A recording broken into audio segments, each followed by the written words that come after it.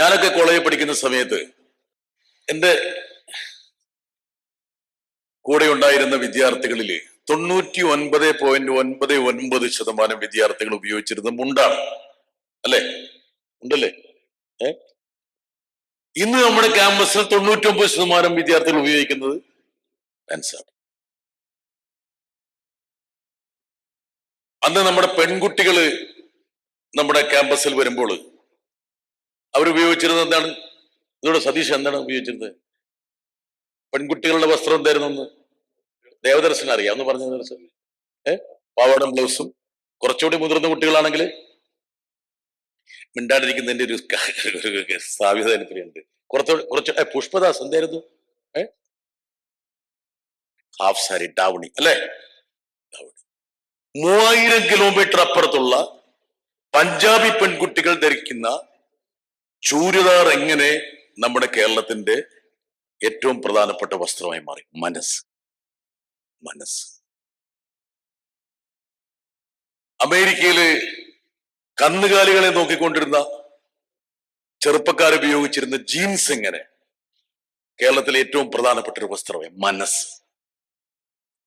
സ്വാഭാവികമായിട്ടും BJP ഏറ്റവും കൂടുതൽ ലക്ഷ്യം വെക്കുന്നത് ഒരു വിദ്യാഭ്യാസ നയത്തിലൂടെ ഈ സഫ്രണൈസേഷൻ.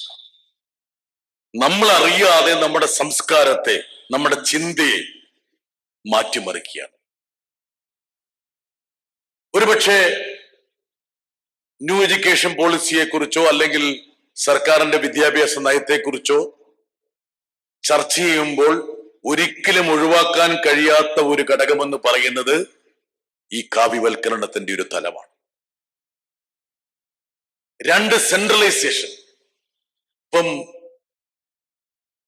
വിദ്യാഭ്യാസം എന്ന് പറയുന്നത് നമ്മുടെ ഭരണഘടനാ ശില്പികള് ഇന്ത്യയുടെ വൈവിധ്യങ്ങൾ ഉൾക്കൊള്ളുന്ന ഒരു പ്രതലമാകണമെന്ന് ആഗ്രഹിച്ചു. അതുകൊണ്ടാണ് ഭരണഘടനയിൽ അത് സംസ്ഥാന പട്ടികയിലായത്. State list, central list, concurrent list.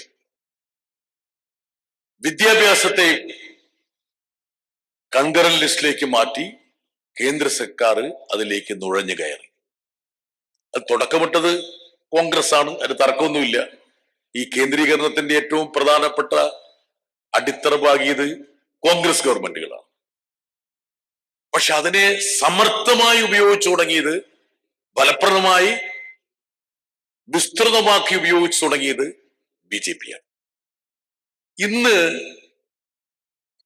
നമ്മുടെ കുഞ്ഞുങ്ങളുടെ ഭാഗതയെ നിർണയിക്കുന്ന എല്ലാ മത്സര പരീക്ഷകളും ഡൽഹിയിലേക്ക് കേന്ദ്രീകരിക്കപ്പെട്ടു. ഈ ജന്തർ മന്ദർ സമരത്തിന്റെ ഒരു പ്രസക്തി എന്ന് പറയുന്നത് ഇതിന്റെ ഒരു ബഹിർസ്ഫുരണമാണ്.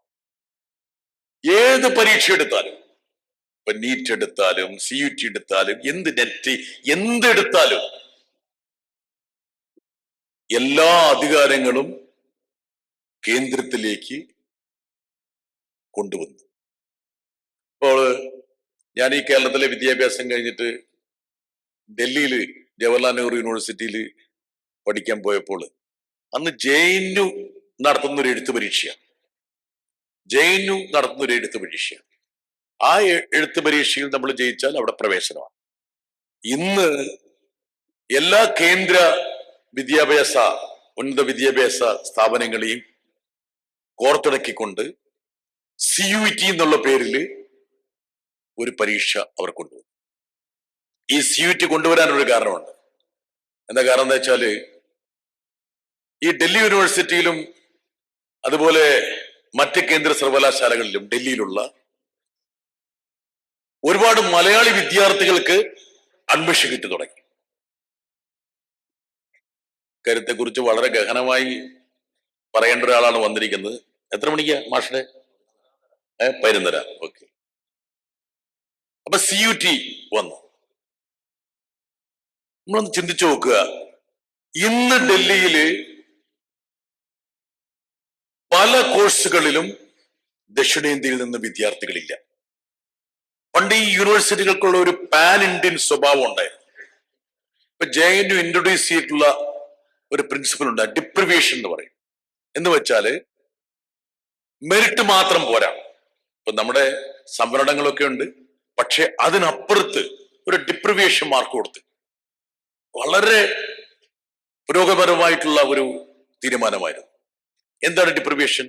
ഗ്രാമീണ മേഖലയിൽ നിന്ന് വരുന്ന കുഞ്ഞു വിദ്യാർത്ഥികൾക്ക് 1% മാർക്ക് അധികം. അപ്പോൾ എന്താണ്? ബീഹാറിന്റെയും ഒറീസയുടെയും UP-യുടെയും തമിഴ്നാട്ടിന്റെയും കേരളത്തിന്റെയും ഗ്രാമീണ മേഖലയിൽ നിന്നും വരുന്ന വിദ്യാർത്ഥികൾക്കും ആ കേന്ദ്ര സർവകലാശാലകളിൽ ഒരു പ്രാതിനിധ്യം ലഭിച്ചു. ഇന്ന് CUT വന്നതുകൂടെ ഇതെല്ലാം താളം തെറ്റി. എങ്ങനെയാണ് വിദ്യാഭ്യാസത്തെ ഓരോ നടപടി കൊണ്ടും മാറ്റിമറിക്കുന്നത് നമ്മൾ ചിന്തിക്കുക.